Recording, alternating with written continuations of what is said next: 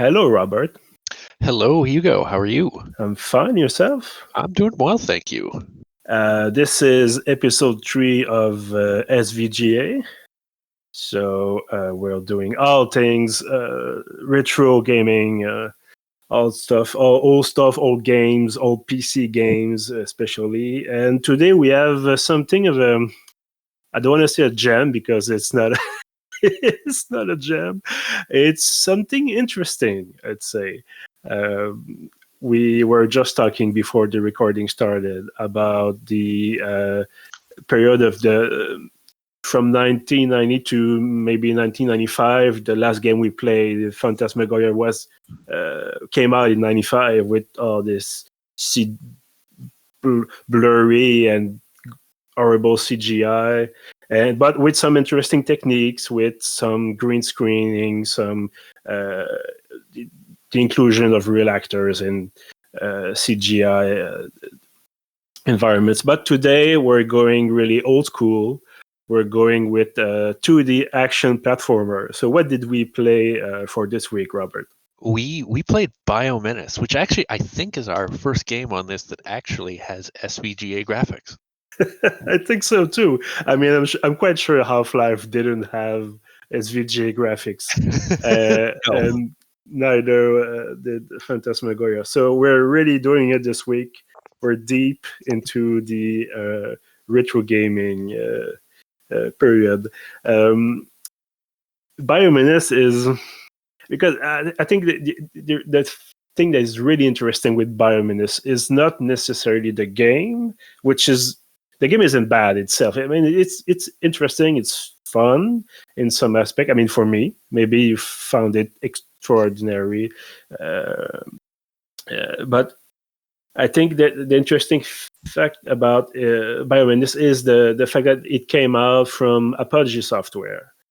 And for those that don't know, Apogee was the predecessor to 3D Realms, who made Duke Nukem 3D, who made, I mean, Apogee did Wolfenstein 3D. It's all those huge influential games from the 90s that defined, for example, first-person shooters. Apogee also did Commander Keen.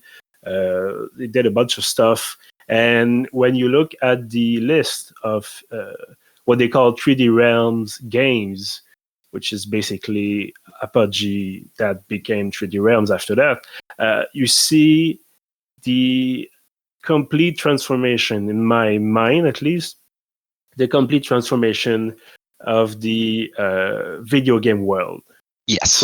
From the 2D action platformer with PC speaker sound to 3D first-person shooters to something else, something between the both worlds, which is a bit weird. But anyway, we won't go into details into all the games because we will be there until probably the end of next week. So we'll start small. We'll start with Bio Menace.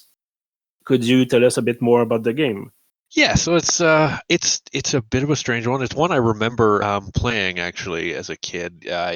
You're Snake Logan. You are a CIA operative that was flying reconnaissance over Metro City when you get shot down and find yourself surrounded by they aren't aliens, they are created by Dr. Mangle. They're these weird mutants. There's green things, there's brain looking things that jump at you, there's all sorts of snakes that spit stuff and devils that turn into fire. It's a 90s action platformer that is it's a kind of thing that you really don't see a lot of anymore. Yes, and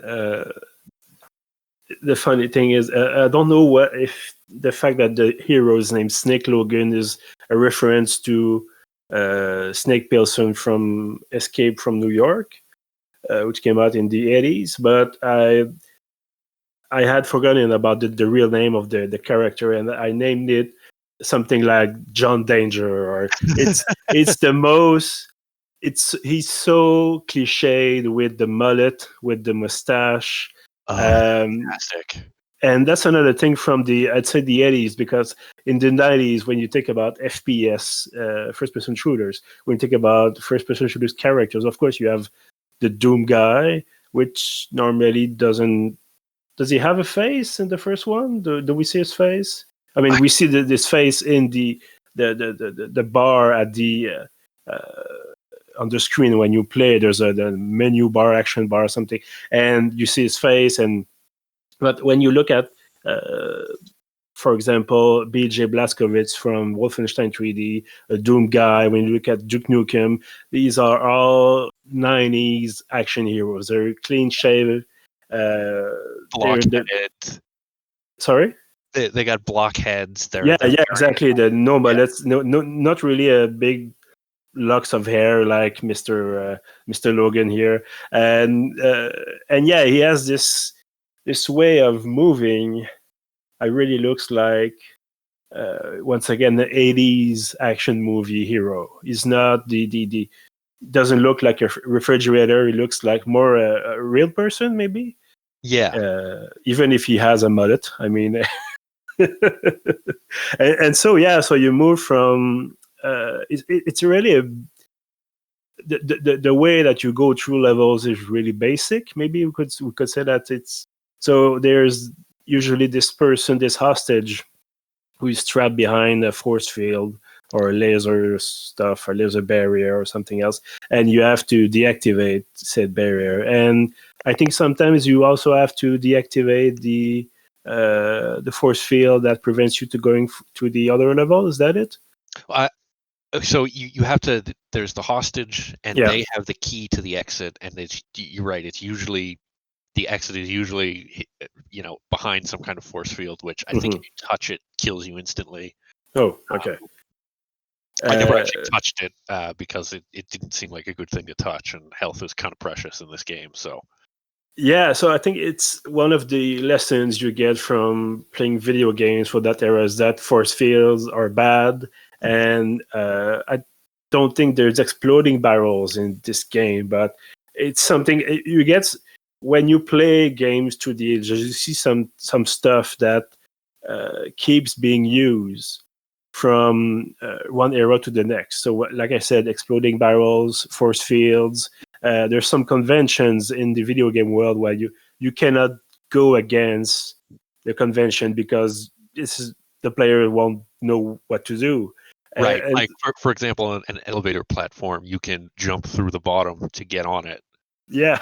But you can't jump through every sort of platform, I guess. Yeah, exactly. And also, you don't take any falling damage in that game.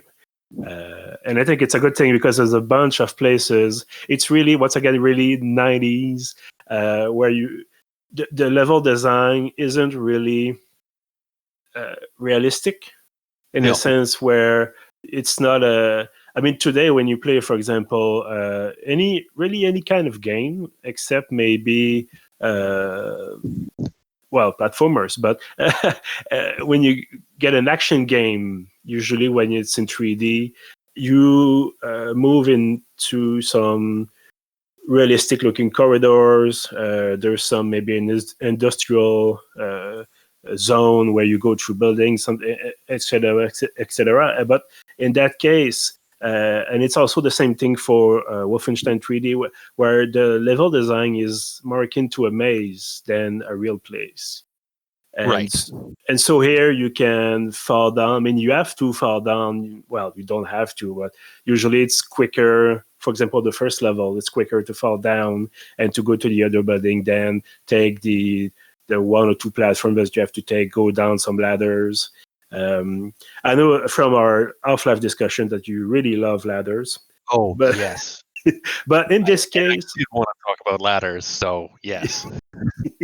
Yeah, but I do have some stuff to say about ladders in this game specifically. So you it's like I said, isn't really complicated. I don't know will be the best word here, but basically you go through rooms, you collect stuff, you kill monsters, and eventually you get the shard or the key or the whatever else you need to collect in order to free the hostage, and then you go through the exit. Of course, the layout changes. You go from, for example, you talked about Metro City at the beginning of the game. Then it's a construction site. There you go. And then it's a forest, and eventually you go into some caves and so on and so on. But this is basically the layout of the game. Yes, and it's I found it was actually kind of, level to level. They were interesting. Like they weren't they weren't dull or boring or anything. They weren't. It wasn't like, wow, this is really innovative. But it was, there was enough variation.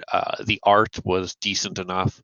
Although, as we're talking about, like it came out at the same time as Wolfenstein, so it's like a very it's a really fascinating like look at sort of the transition period in games, especially PC games. But I mean, Wolfenstein on the graphics wise wasn't really the what was revolutionary in my mind was the 3D space. Yes, but it's still all textures on sides of boxes, and it's always 90 degrees angles, and it's always you don't fight against 3D enemies. You fight against sprites, which are basically 2D textures on that can spin sometimes on a sort of invisible picket, or like those handheld hockey things that you play at home on the rods. Yeah, exactly, some rods. So anyway, the art in Bio Menace is really it's okay. I mean, the game was developed, I think, by five people. No, really, it wasn't really a huge team. I mean, at the time, I think even Doom was developed by 6 or 7 people, and that's including the guy in marketing. And that's so today, of course, you have some 500, 1,000 people working on a game.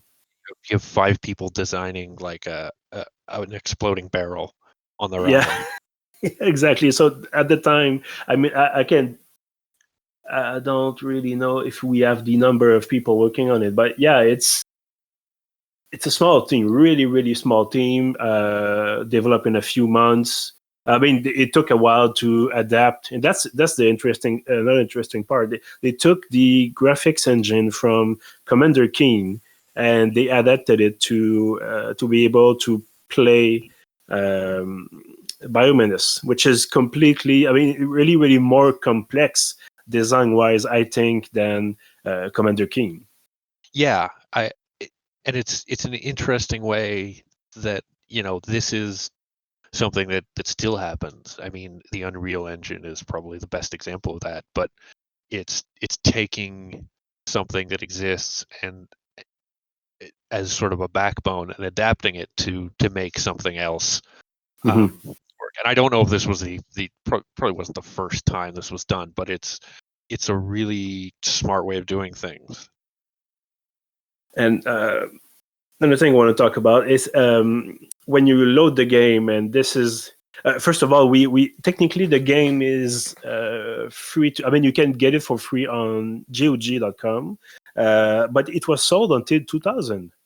And that I don't understand, because I mean, I can understand wanting to play Wolfenstein 3D.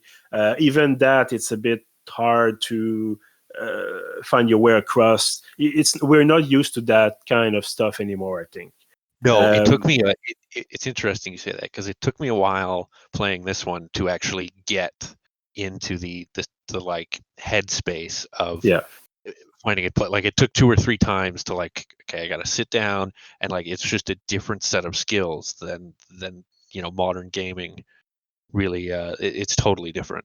Yeah, and you have to take into account there's a bit of lag, I think, with the input, or maybe it's the emulation. But anyway, so it's now free on GOG. It was on Steam for a while, I think. It's not there anymore, I think. Anyway, so Apogee released it in 2000. I don't want to say the wrong date. 2005 as freeware. So it was. They asked their fans, "What game do you want released as freeware?" And people said Bio Menace. I mean, I don't get it, but whatever. And so, but we found it as abandonware, which is technically a term used to describe games that aren't maintained anymore, aren't sold anymore, and that the IP, the intellectual property, has been abandoned, basically. So I think when Apogee released it as freeware in 2005, someone made a software package with the emulator, which is in this case DOSBox, which works really well on my PC, I have to say. I used it on my Mac, actually. I didn't even put it on the PC, and it worked fine. Like, no issues. Sorry, I missed the start of your sentence. Let me start that again. Yeah, sure. I actually played it on my Mac. I Oh, didn't wow, even okay. need to put it on my PC, and I had no issues at all. So was there another kind of installer? How did you do it? It just, there was another option to download for Mac, and it still, DOSBox, it still loads up. So it really, it was no muss, no fuss. Yeah, exactly. And I mean, you can configure the controls. You can, but the funny thing for me was at the start. I don't know if you remember this. There's a help screen that says if you have any trouble with the game freezes up, you must go into the command.sys file and type this kind of command. And there's a bunch of, I guess it was something like a help me or something like a read me maybe. And so once again, it's so typical of the start of the 90s where the developers will ask you to go into the to edit a file somewhere deep into the program just to make it work. If it has any problem, today there will be a patch, maybe a few gigabytes, and then okay, it's fixed. Or you have to maybe. Of course, today you have sometimes problem that you have to fix yourself and type some commands into some files. But to have this screen on the opening of the game each time, for me, it's something so 90s. It's really funny. It really is, yeah. And like you say, now it would just be, an automatic update that probably breaks something else elsewhere. Or you have to. I think it's maybe a problem on the more on the PlayStation and Xbox and on PC, but I'm not sure. But sometimes for huge AAA games, you have some 40, 50 gigabytes patches. I don't know what they put in there. I don't know why it's so huge. Because for me, the game, a game larger than 50 gigabytes is starting to be, let's say, problematic, to say the least. So for me, at least. Starting to have to get a little choosy in what you keep installed. Yeah, exactly. Because, I mean, we're supposed to never run out of space. I mean, hard drive space is cheap, but if you want to go on a solid state drive, then it's really less cheap, and then you have to choose once again. But anyway, that's not the topic. I mean, I think the game for I think Bio Menace is what a megabyte, something like that. Let me just check. Probably fit on one floppy disk.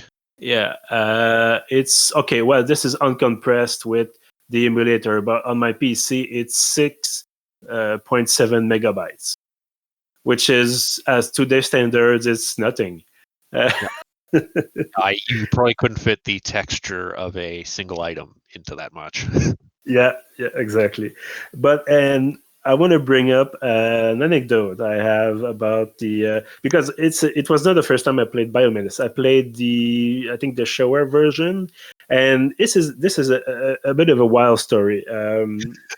In 1998, I think 1997, 98, I was I was 11 or 12, something like that, and my dad went to a computer expo in downtown Montreal, and the ticket price was basically $5, and you get a coupon for you could win a computer.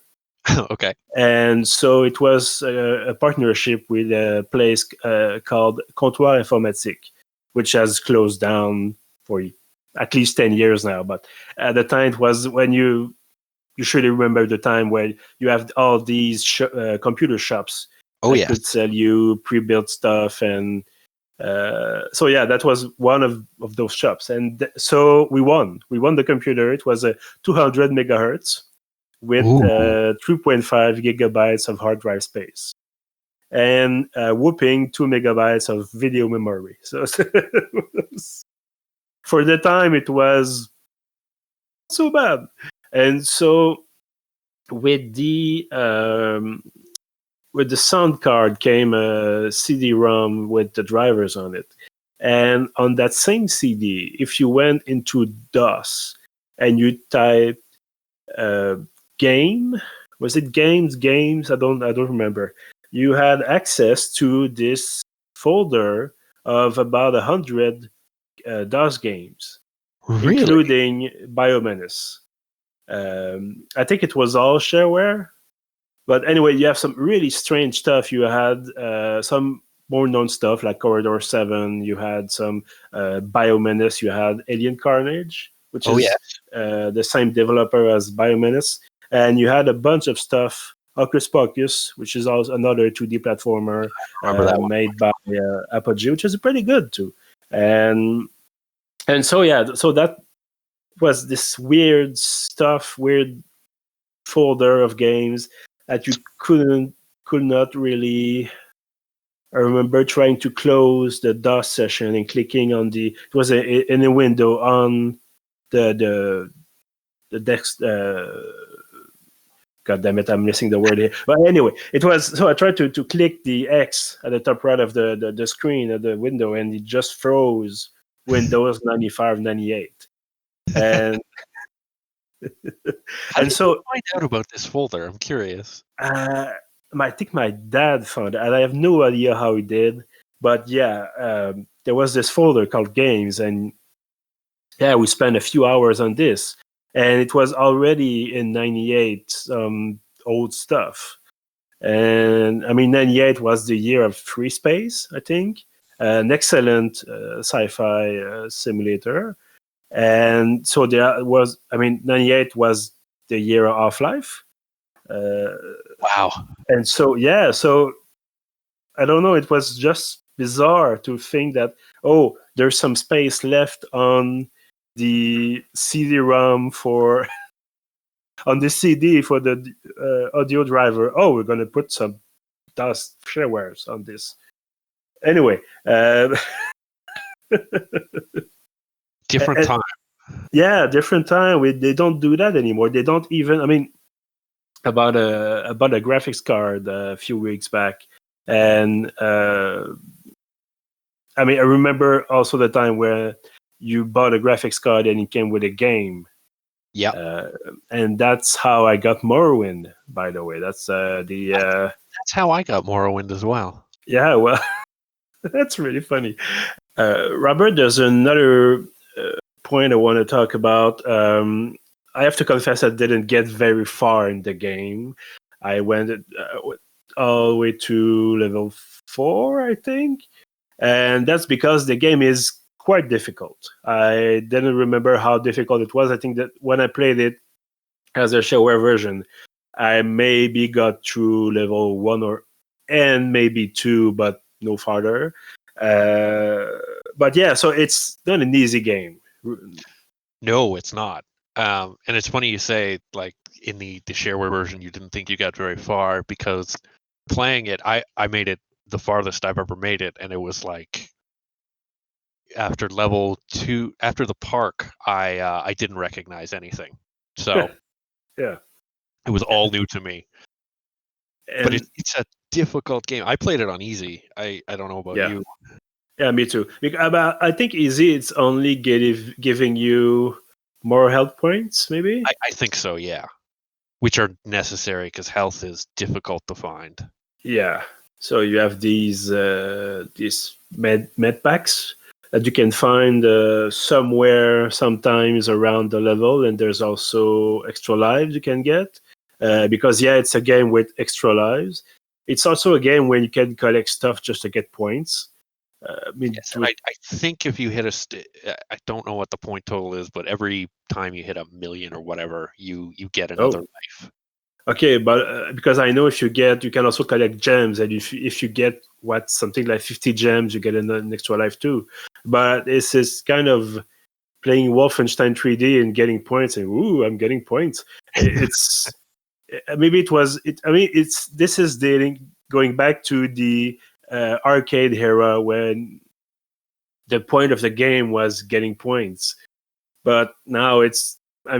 For that, even for Bio Menace, even for the early computer games, that point, in my mind was, well, you got through the game, you've beaten the game, but no. So there's still this stuff from an even older era of the gaming, and that's just collecting stuff I got 100 points.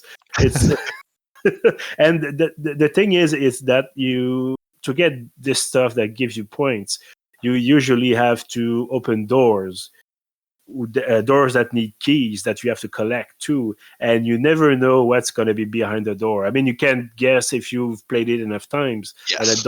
And I don't think it's randomized at all. But if you've never played it, or if you haven't played it in 20 years, you have to, okay, I'm opening this door. Oh, I need another key. Where's the key? And sometimes you're going to find behind those doors shards or whatever to turn off a force field, but sometimes you're just going to find a little book or something worth 500 points. And once again, points, really? I don't mind needing to collect keys to open doors. That's just logical, but I don't know if the developers really wanted to make it a hard game, or if that was just the way it was in the 90s. Right. Go ahead, sorry. I was going to say, I think it's just kind of the way things were. Yeah, but it wasn't a game that you needed to put coins in to continue playing. I understand maybe for Battletoads, for example, when you played on the arcade, you made, or Contra, you make a difficult game because, Contra was on the NES, but you make a difficult game because you don't have much stuff to put in the game, because you have to put the game out fast, or you're limited in terms of space. And maybe it's the same thing for Bio Menace, because, if the game was sold on 3.5 inches floppies, you cannot put more than maybe a 1.5 megabyte of stuff on the floppy. And you won't sell a game with 20 floppies in it. That would be just absurd. So maybe it was the way for the developers to extend, because I've played the game for maybe 2 to 3 hours, and it takes a while to get through a level if you don't know what you're doing. It really does. And especially like I was saying earlier, it also uses sort of a different set of skills that just don't use anymore, especially on a keyboard. Doing the jumping and the crouching and all that side scrolling platformer with a keyboard was just a skill it turns out I don't really have anymore. Yeah. And I think now is the time to talk about ladders.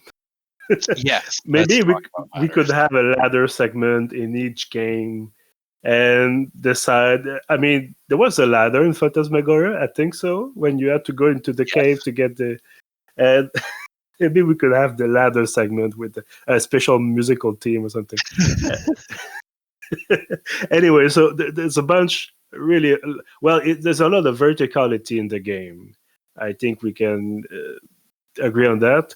Yes. And in at least the first 2 levels, there's a bunch of ladders where you have to go up and down, get some items and so on. And sometimes the way I think the AI is programmed for the monsters, the monster is going to see you coming up and it's going to go towards you. But you're still on the ladder, and to get off, you cannot just go up and then your character will automatically get off the ladder like in a normal in a modern game. So you have to jump off. Maybe I'm mistaken. Maybe I'm just not good at the game. I had the same issue, and you have to jump, and you have to be aiming in the right direction and not jump too far to the side so you don't run into them, and then shoot. It's a whole... Yeah. And if the enemy is on you and is giving you, and you're getting hit, and so you get damaged and you lose some health points, and you have to move away from the enemy in order to shoot him, because you cannot shoot at point blank range. And it's all these, I don't know if it was, once again, intentional. I don't think so. I think they did what they could with the tools that they had, but it's frustrating. It's hard, and it's not hard in a way that, okay, you have to get good at.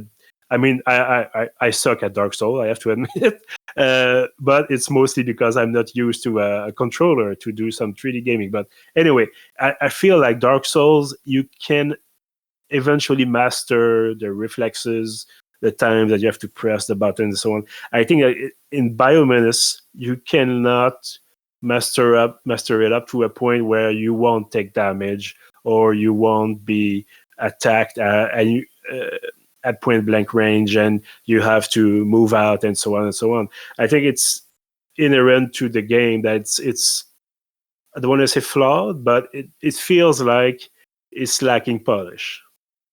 A little bit, and some of them, like those rockets that hop at you like a grasshopper. Oh God, yes. You can't shoot them. You have to either hit them with a grenade, or if you find the power up of the plasma. So they're and they jump at you, and they are difficult to dodge. Anytime I did dodge them, it wasn't really skill. It was usually luck. And also these devils that turn into fire to move around, and I couldn't figure out when you can shoot them. You cannot shoot when they turn into fire, but I usually just empty my magazine into them and hope for the best. And sorry, go ahead. Oh yeah, it's just a lot of hoping for the best. Some bullets seem to be able to travel off the screen like that, the plasma upgrade, but just your regular machine gun didn't seem to have a full range. So it's interesting. Oh, and there's also the fact that the enemies will see you from outside the screen, but you won't be able to shoot them if they shoot you when you cannot see them. So it's all these frustrating stuff. It's, oh God. I think I'll never be able to get through it entirely, to go to the end of the game and just beat it, because it's not, I don't want to say it's a bad game. It's just frustrating and hard. And you see the limitation of the systems that they had at their disposal at the time. But it's, oh God, it's so... it really is. And it's the kind of thing that I could see myself getting good enough at that I maybe could beat it if I really put my mind to it. But the sort of motivation to do that, it's just not there, because it's fun and it's enjoyable, and I'll probably open it occasionally, but it's not the kind of thing that like I didn't like, oh, I'm gonna go play Bio Menace tonight kind of thing. It's like it's fun, but it's not like something that I was playing more out of nostalgia and wanting to sort of go back to that sort of kind of game, but it didn't, once I started, draw me back in the way that like it doesn't really stand on its own anymore, I don't think. I think it's a very raw experience, that it's not, I talked about unrefined before. I think it's the same thing. It's just, and if you want to play a 2D action platformer, you can go for Duke Nukem 1 or 2, or even Hocus Pocus, which were made all by the same company. So you have there's a large array of choices here. It's not that you're limited to one game. So I don't see. I talked about before. I was surprised that the gamers chose to have Apogee release Bio Menace as freeware in 2005, because I don't see the appeal. Personally, I don't see the appeal to I really want to go with, like you said, Bio Menace. Don't wait for me, honey. Tonight I'm playing a video game until the early morning, and it's going to be Bio Menace. I mean, I can see myself playing a video game all night. I did it already 2 or 3 times with Hearts of Iron 4, for example, and it's with Alpha Centauri before, but it's not going to be. I mean, like we said before, I think we really want to hammer at this point. It's not a bad game. It's just not extremely good. No, it's kind of a mid-level entry into the sort of shooter platformer kind of genre, and it's fine for what it is, but it's not like a standout generation-defining game. Yeah. It's just it exists, and it's okay. There's nothing and terrible I think about it, but it's also just it doesn't have that sort of zing to really stand up the test of time. And I think maybe it's part of the blame can be assigned to Mr. John Danger with the mullet, because I mean with Duke Nukem there was explosions everywhere, even with the first 2 games. Before the 3D stuff and so on, you had some explosions everywhere. In the second, you can drive a ship. There was really, really all this over-the-top action that defined the character. With Jazz Jackrabbit, for example, another platformer, well, the character is a rabbit. For starter, that's even more interesting than a guy with a mullet. With Hocus Pocus, you were a magician. So there's not this little something that I'm interested in this character. Will there be any personal growth or? No. And so I do not really want to know what happened to Snake Logan after Bio Menace, and maybe that's why there never was a sequel. Maybe also it's because Doom came out and Apogee said, "Oh God, it's over with the 2D platformers." I mean, they continued to, I think, for at least a year. They did another. I lost the list of games here, but anyway, I think they continue at least for a year to put out some games as 2D platformers. But still, it's you knew that the time was up. You knew. I mean, they did Wolfenstein 3D before, and so there was this complete revolution for gamers, and the attention was only more and more focusing on Doom, and they tried to keep up with id Software, with Rise of the Triads. But when that came out, Quake was already out, I think, and so and Doom 2 was out too, of course. So the idea was just, they fell behind. And I think it's really with Duke Nukem 3D that they...